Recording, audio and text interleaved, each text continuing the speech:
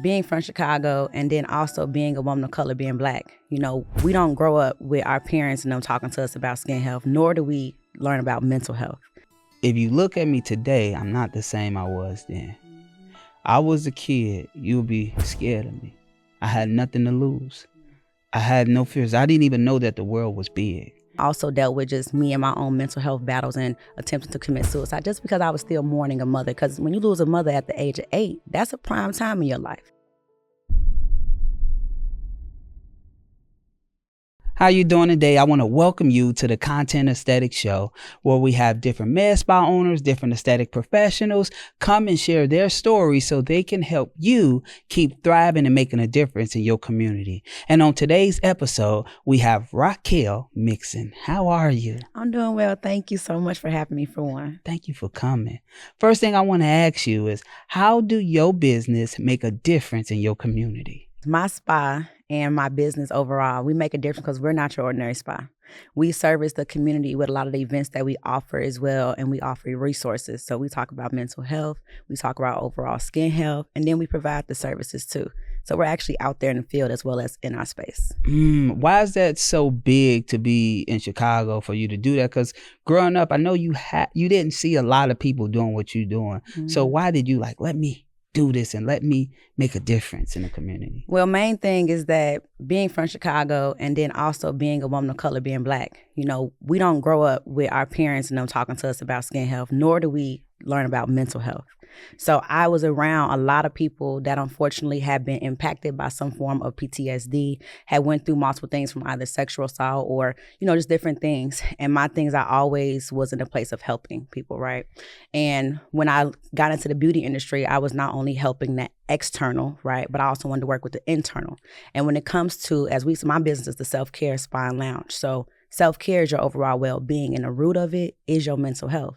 And a lot of times we can't show up for self when we haven't truly tapped in with that root. So if I can be some part of the actual, impact in some type of way, that's what I'm going to do. And it all starts too with our youth. So we do a lot of stuff with the youth too. That's big, right? And I always ask people, why is that your mission? Did something happen in the past from you to make you say, let me go help others? Because most of the time it'd be a mirror effect. Mm-hmm. So for me personally, it starts with childhood. My mother passed away when I was 8 years old, and I watched her take care of everybody else around her. And unfortunately, because she was taking care of everybody else, she neglected her actual health. And when she went in, it was too late, so she had got some procedures and things like that. And unfortunately, later down, she did not make it after about 2 years or so fighting, right? And then I get older, I dealt with my own neglection of self-care. And then I also dealt with just me and my own mental health battles and attempting to commit suicide just because I was still mourning a mother. Because when you lose a mother at the age of 8, that's a prime time in your life, And I became very rebellious and things like that. But I just thank God for being able to grab me and kind of reshift my life a little bit. Yeah, that's powerful. Because my dad got killed when I was 1, and my mother was on dope. And my saving grace was my grandma, but she died when I was 7. Right? And so I tell people this all the time, if you look at me today, I'm not the same I was then. Mm-hmm. I was a kid, you'll be scared of me. I had nothing to lose. Yeah. I had no fears. I didn't even know that the world was big. Because the project I'm from, we had our school there. We had our grocery store there. Farthest we had to go was up the street to Rosen. So I didn't have to go downtown. Yeah. I didn't even know the word. I enjoyed my environment, and I had no guidance. And so now, as the adult version, I got saved by strangers that wasn't blood, that wasn't kin, showed me that the world was bigger. And that's why I made it my mission to help and serve.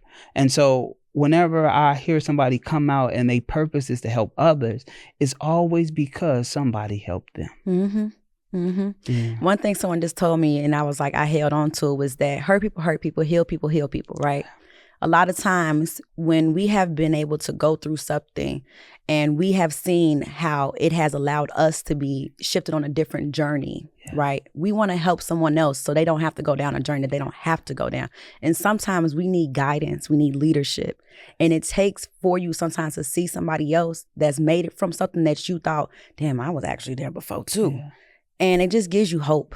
I think the main thing is having hope, and if nowadays, especially if we can start to get around our generation and be able to say like, hey, actually truly grab onto them and not just be like, hey, you see this, do this. Like actually say, hey, let me take your hand. Let me put you in some rooms. Let me show you. Let me say like, hey, today we're going to go do this together, you know? And I think it would be a little different. Yeah, I think the biggest thing is that a lot of people not open. You know, it's like you can put them in a room, or you want to put them in the rooms, want to give them the resources, but they got to be open to receive. One of the best books I ever read was called The Go-Giver, right? And it's all about how we sometimes stop our blessings when we tell somebody, no, I'm good, you could keep it. That's actually stopping the blessing. The whole world revolve around give and receive. So if you give somebody some, just allow yourself to receive some, you're going to get your blessings. And so sometimes we stop the cycle because we be closed-minded or we don't want to receive the help. We be too prideful. Right? Or our ego get in the way. And if our ego get in the way, the whole empire crash.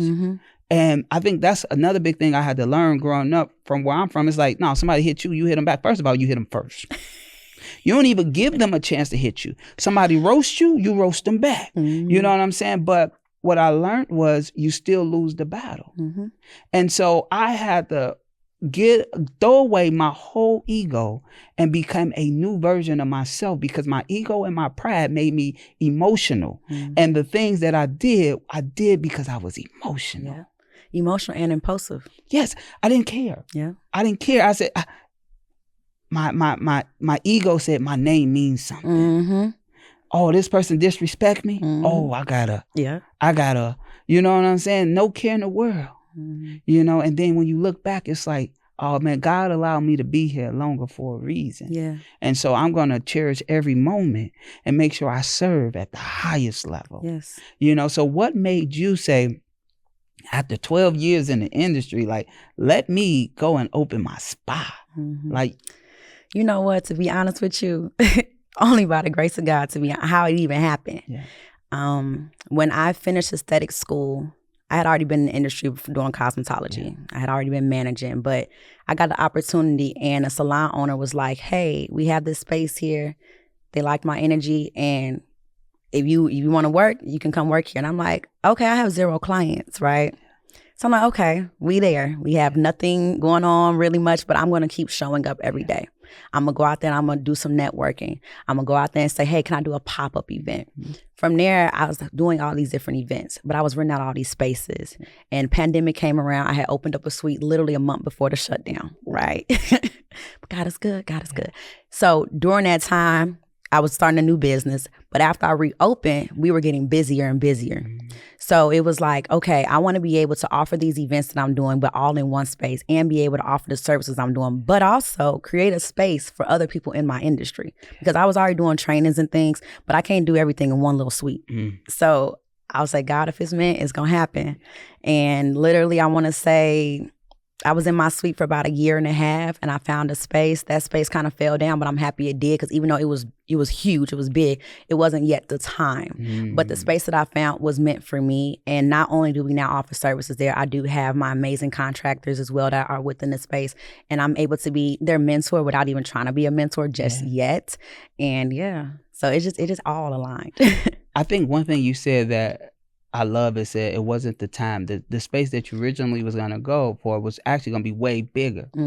Sometimes we want to scale so quick. And I had to learn this too, because I was always taught go big or go home. That's not true. It is okay to start small. And it is okay to build, because how do you know something work if you don't test it? That part. I think a lot of times, unfortunately, things go downhill because we were trying to be so lavish, but also we were trying to be the ones in control of the journey and not allow our higher power, as I would say, my God, to truly be the one to lead me. So, hey. I think it's a cultural thing. Like, we want to show what we got and not realize that we really don't have. Because most of the stuff going to go when we go, because we don't think about generations after. I tell people all the time, I'm the first entrepreneur in my family. Same. I'm the youngest. Yep, same. You know what I'm saying? And the only reason why is because strangers pulled into me. Strangers showed me that there was other options than what I was used to, because I just thought I was going to be a hitman, and that's what's going to be my life. You know what I'm saying? Because I didn't know nothing else. And now they say, man, you went from shooting people to shooting people. So it's like the camera really changed my life. It really changed my whole trajectory. But I'm just now learning in life that it is okay to start small. Yeah. Because I would go big every round. I'm like, oh, I see, oh man, they going big. I got to go big. But not realizing how many steps they done put in, how much losses they done put in. And it's like, this would be my first rodeo and something. And I'm hundreds of thousands in.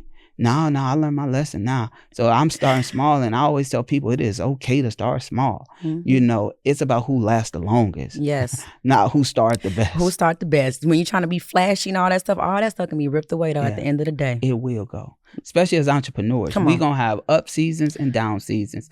And you got to learn how to detach from all material things if you want to succeed in this. You know, because I remember at one point, man, I had an overhead, man. It was like almost $50 a month. Right. And it was just useless stuff. And so it was like when I was able to cut that down halfway, it was like, what the heck? Then I cut my overhead down to a third of it. And it was just like, oh my gosh, it's different. It's different. You know, because as entrepreneurs, we don't realize that it slows down.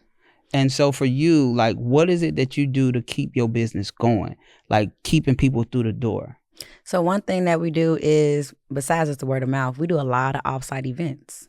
We're in corporations. We create our own events. So even during the times where, as they would say in our industry, it's the slow seasons, that's a season where we're like, okay, we got to wrap up and create. You know, hey, guess what though? I don't claim nothing bad around it. So we're going to make something in this time. We're going to say, hey, let's maybe get some more spa parties in here. Or also I might go out there and say, hey, I'm going to go in the community and I might not actually be charging, but we're going to be offering something to our people. And then later on, it's going to come. In my opinion, sometimes when we sit up there and like, oh, I'm giving something for free, things are going to fall into place the way it's supposed to be.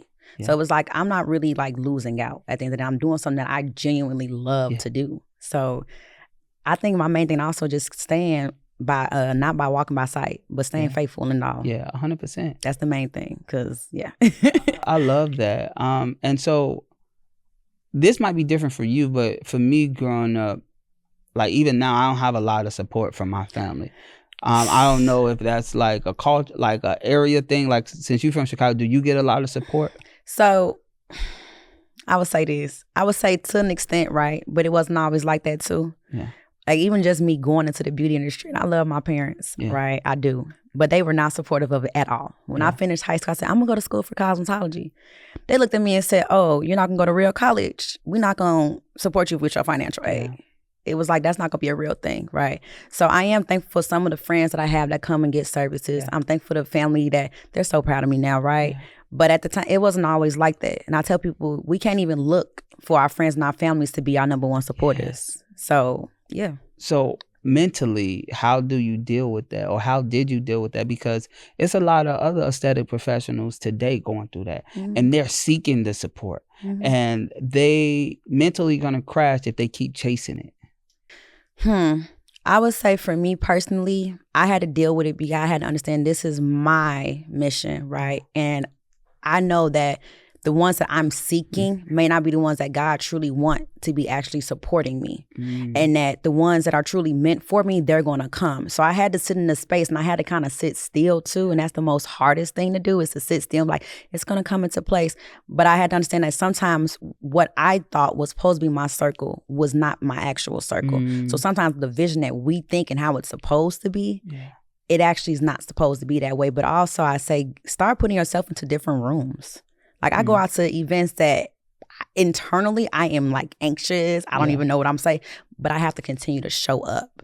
I had to have that confidence. And people are like, oh, Raquel, I'm low key like a little introvert. I'm a little extrovert at the same time, but I would like to be in my house, in my bed, but I can't do that if I actually want to succeed in life. So you got to show up and also just put yourself in rooms that you never thought you can be in because you belong in every room. And don't let nobody else stop you. I don't care what someone tells me no to. I don't care what someone said how I look, because there was one point in my life where I wasn't showing up as my most authentic self. Being in environments, especially, unfortunately, like different franchises, they want you to look a certain way. They want you to talk a certain way. So I was sitting there talking like that and being like that. And I had to sit there one day, that's not me. And I got tired of it. And I was like, you know what? This is who I am. And if you're going to take me as I am, and if you're not, then you're not for me. I think it got to come to a point where we take control, Mm. because we think other ethnicities is the standard for professional, right? I remember I had a lady, she was Black. She said, I normally don't work with Black businesses, but y'all so professional. But you're a Black business. That's crazy. It's like professional is being professional. Yeah. You know, it's no color. Like it's everybody, every ethnicity got bad business people. Every ethnicity got good business people. Mm-hmm. It's about people who's actually passionate about what they do and care to serve people. Mm-hmm. Right. For you, what was that mental space like for you to be like, let me leave the salon suite and let me get my actual commercial location? Because a lot of times people get comfortable. So, and that overhead go up when you get in that commercial. Like, so what was that mental like? Oh man, that mental. To be honest with you, it all happened so fast. Everything from when I got into the suite, into the bigger space, the mental was like, hey, you had a dream that was given to you, like literally in my sleep. And I said, okay, we're going to have to do this, not knowing what that's going to look like. Yeah. And I had my days of depression, because even when I was in that first suite in the salon, I was depressed some days because I wasn't seeing clients. I wasn't getting the same money. My first year, I made only like $20,000 on paper, right? Yeah. In a suite. So I'm just like, oh my gosh, what am I going to do? But I think what just kept me going was that I knew that at the end of it all, it was all going to be worth it. So I just had to keep showing up.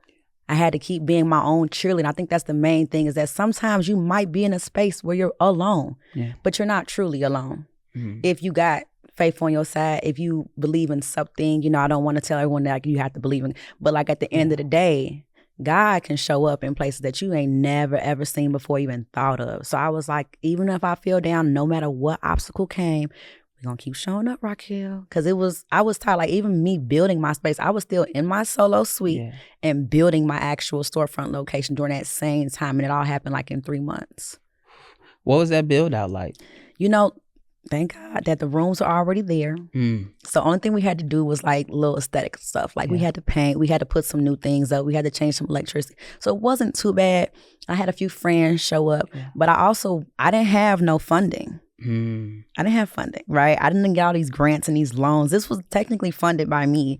So it was like, okay, when we said, don't try to outdo yourself, because there was things I wanted to buy. And I'm like, Raquel, your clients don't even care about that girl. Get that later down the line. Yeah. But in my head, my big pride, they gonna see me. Yeah. But at the end of the day, I was like, it'll all come. So the build out was interesting, but it was a lot of long days. Yeah. I would go from some days taking clients and then going to the space to 1 a.m. in the morning, maybe even 3 a.m. doing like little stuff, getting everything together. But my mental too was, some days it was burnt out.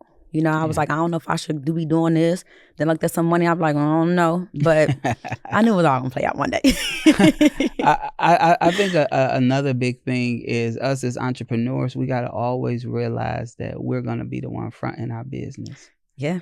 No loans, like some people going to have loans, but loans, it's scary. Like, and the reason why is because you got to pay it back. Yeah. So it's like, you got to pray that it work. Like, so using the capital out of your pocket, it's actually better, because it's like, man, you're gonna be building more. Once that's gone, it's gone.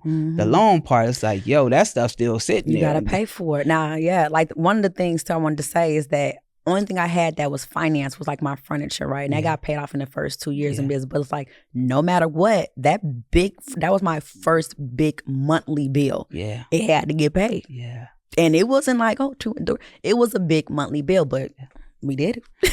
Yeah, I think for me, you know, we've been in commercial spaces. The next thing we're about to build, like we're about to build. I think our thing was just getting comfortable in this aesthetic world, you know, because we transitioned from, you know, building entrepreneurs in other industries. So it's like, let's get comfortable in this world, and then we go build our big facility. Yeah. And so a lot of stuff I learned from all of my other rodeos, you know, but I'm always been a quality freak. So whenever I buy something, I always buy it right the first time.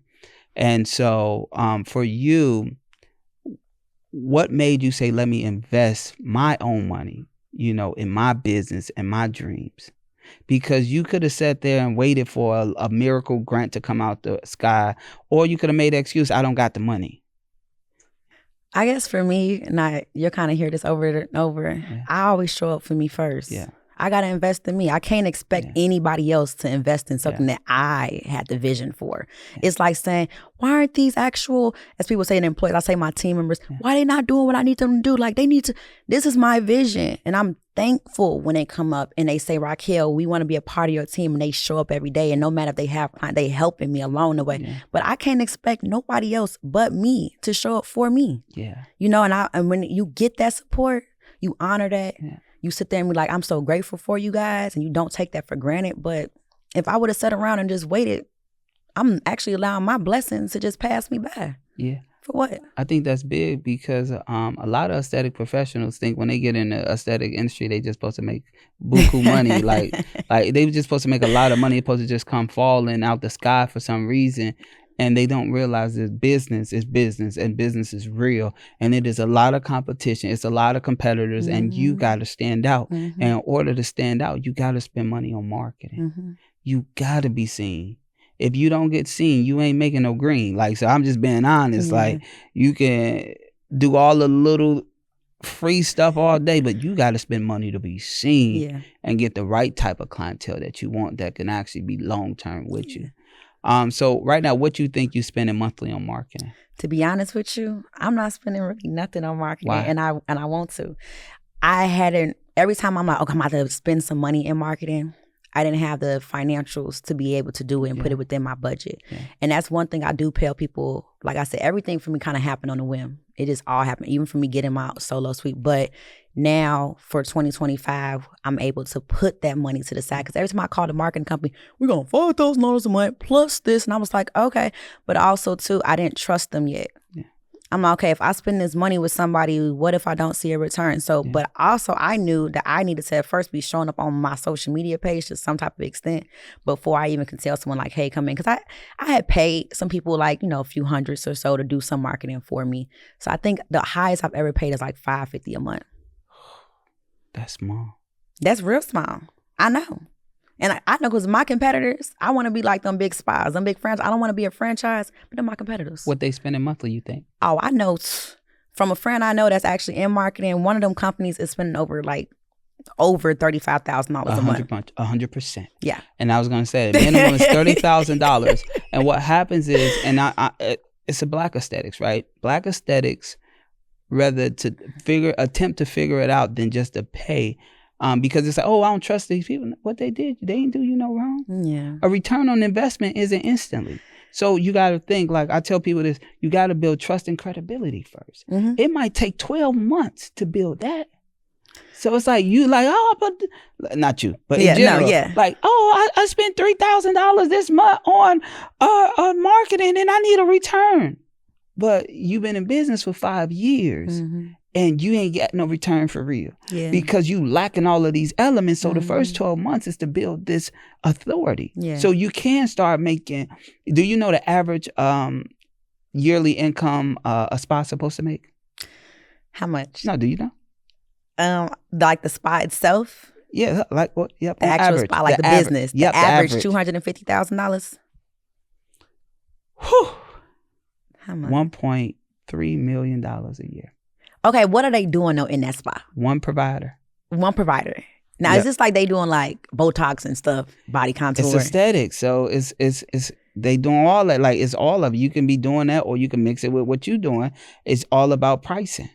Don't matter what the service is. Interesting. It's about pricing.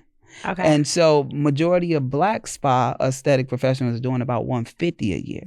So what that means is it's a big gap. And the big gap comes in the visibility and the credibility. That's what a gap. Yeah. It's not who's better or not. It's who gets seen. Yeah. And so when it comes to Black aesthetics, they like, man, I want to spend $300 a month, but the competition's spending $30,000 a month. Yeah. And that's how they able to make. See, on average to do $1 million a year is just $86,000 a month. But it's like you got to have that clientele, but you got to spend the money to get the clientele. Yeah. But you also got to put in the work. So it might take 2 years to build the foundation. But what happens is Black aesthetics give up in 90 days. Yeah. When it really take a year or two. I think too with that is sometimes people are looking like, where do I get this money from? Like, where does it come from? Because they got to then go get a loan to be able to invest in that, right? So I think that's why there has been that disconnect, right? And that's why I'm thankful that I'm able to now be moving in a different space.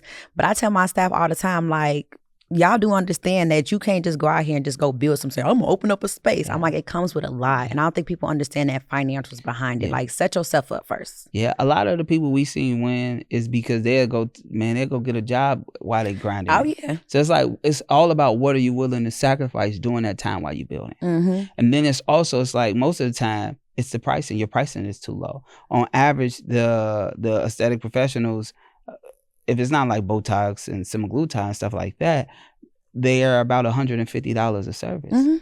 So if you got what's your average number? About 140. All right. So if it's $150 a service, that means you need to do 666 people just to make your first 100,000. Yeah. So that means you need to do 6,666 people in order to do $1 million.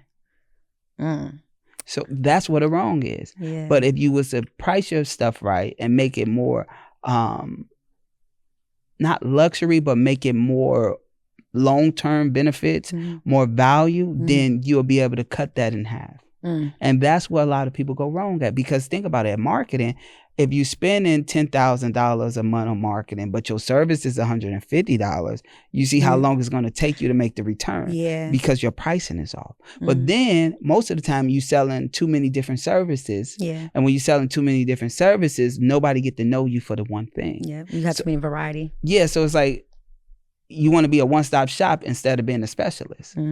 So you scale faster as a specialist versus a one-stop shop. Because your people, your consumers can go talk about what it is that you do instantly. Oh, she do massages. Oh, she do waxing. Oh, she do weight loss. Oh, she do that stuff for your face. She make you look younger. Yeah. They don't know. So you got to make it easy for them to go and talk about. Yeah. But then your messaging got to be simple so the people can receive it. So if you selling 6 services, that's 6 different people your marketing dollars got to go to instead of one person. That's the big difference. So when people are like, oh, I want my return. No, we got to rebuild your whole business. Yeah. Before marketing ain't going to help nothing that ain't right. So it's like, oh, this is what you got to do first. But the impatientness is what keeps a lot of black aesthetics down. Yeah. Impatient. But they'll go to another race to get them all the time. Oh, they got the secret sauce. Nah. there ain't no secret to this. Because if there was a magic code and everybody just popping it out, then everybody would be successful. Yeah. It's not that. It's about patience, allowing it to build, spend the money, not looking at the bank account. Figure a way to get in. If you got to go get 10 more clients a month on your own too while this is building, that's what you do. Yeah. You got to spend money to make money. Yes, but you got to give yourself patience. And that's so you can grow. This is the biggest thing we see with the black aesthetic, and it be making me so mad because it's like it's all mindset first. I've been in business for 14 years, right? So I understand ups and downs. I left my 9-to-5 in 2010, and I've been shooting content for the whole time. So it's like when I tell people, oh, you got to do woo, woo, woo. It's like, I've been doing this before the internet was teaching you how to do certain stuff. And it's like, delegate it. Stop attempting to do it. Find the money. Go get along. I don't care what you do. Yeah. You got to build this business. All right. For you, how has content impacted your business? It's honestly created more visibility in places that I had never even thought like, oh, I'm going to be there. I've had clients fly in from Boston, freaking California, all different things just from content. And if I would have been even more consistent, it would keep on happening. But the visibility side of things, but also the education component. Like when I was actually being even more steadier and having that time to create more content around education, around like skin health, people are reaching out more. That also helps them with even just my e-commerce side of things, me selling products online, so content has showed up in many different ways. I just want to be more consistent with it. But when you wear a lot of different hats and you're doing so many different things, then, that kind of goes out the way. No matter if someone else is recording it or not, you got to actually make the time for it. So, yeah, I mean, it all depends. It depends on who you work with. Because like even with us and our clients, we only see our clients for an hour and a half a month. One time, one day. Yeah. So they shoot all their content for the whole month in an hour and a half. That's we were doing that at one point. Like we were all just like bring outfits in and just like try to get a bunch of content in. then I just got like super busy. So Yeah, it's like even our clients that's like extremely busy. Yeah. What we do is we block out their calendar months ahead. See, yeah, and that's the main thing. It's setting that, like getting back into that structure. Yeah, we just book that date and time months ahead. I agree with that. And I think for me too, I had to get back into a place of like confidence again when it came to like being in front of a camera. Yeah. I had like shied away at one point. I didn't want to be like, when I first got in my suite, I had actually got a camera. I was going to do my YouTube and I got into like a real depressed state and I didn't even want to get out to bed that day. Yeah. I was like, no, I don't want to get out there. People are going to judge me. They're looking at me weird. Yeah, I mean, it's all in your head. They're going to look at you weird. It regardless. is, no matter what. Yeah, and I don't care. So it's like, just do you, man. Like most of the time, it's like you had a different batch of friends in kindergarten, elementary, middle school, high school, college. Everybody, you had different batches of people. Like you really gonna forget people. Yeah. Like so, it's like it don't even matter, and people ain't gonna remember. They just gonna see your success. They don't remember why you was grinding. Yeah. They actually forget that. You know what I'm saying? So I think the biggest thing is just to keep thriving, stay focused, and delegate. Because the accountability of delegation is what makes people win. When it's just you and the people around you, they don't understand. But when you got delegation, you got people that care and want to help. That's oh my gosh, and this is what they do. That go all in, right? If you could shine a light on one of your superpowers, what would it be and why? Confidence, because it doesn't allow me to be fearful in anything. I refuse to allow fear to hold me back. So I always say, like, even though I don't feel that I'm always as confident, my confidence that's low-key internally within me, it allows me to have the biggest powers that sometimes I don't even know can break a wall. I love that. If you can talk to a aesthetic professional that's on the verge of giving up, what would you say to them to keep them going? I want you to look in this camera and talk to them.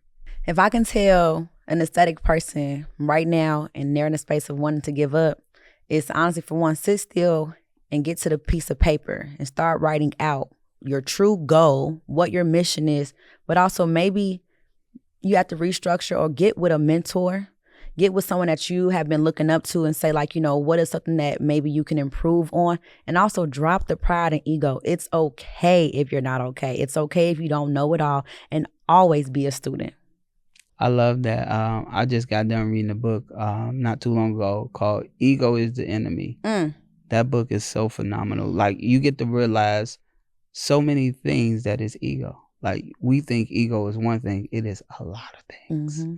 And I love that. And I want to just thank you for coming on the show. Why was it important for you to be here today?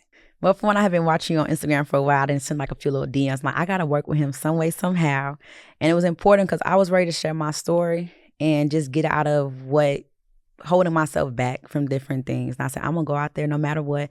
And I'm going to just be excited to be there. I'm not going to be afraid. I'm not going to be nervous. But I think for me too, because I'm in that season on like, hey, we got to invest in ourselves into all different ways. And that means paying for a flight, getting a hotel, taking whatever I had to do, I was going to get here and also block off my schedule. So, yeah.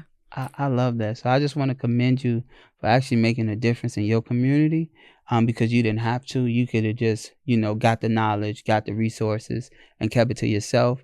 But the only way for us to actually thrive and succeed is passing it on to the next generations so they don't have to start from scratch. Yeah. So I just want to thank you for that. And I want to thank you too. Thank you for actually creating a space for us in the aesthetic field and for all the work that you continuously do as well. I appreciate it. I want to thank you for tuning in to the Content Aesthetic Show.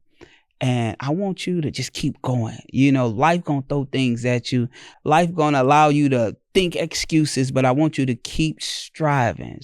Why? Because winners, we don't make excuses. We make a way. So it's always a way that you can do it. You just got to put more skin in. And I hope this episode helped you with that. I'm Dontel Antonio, and I want to thank you for tuning in.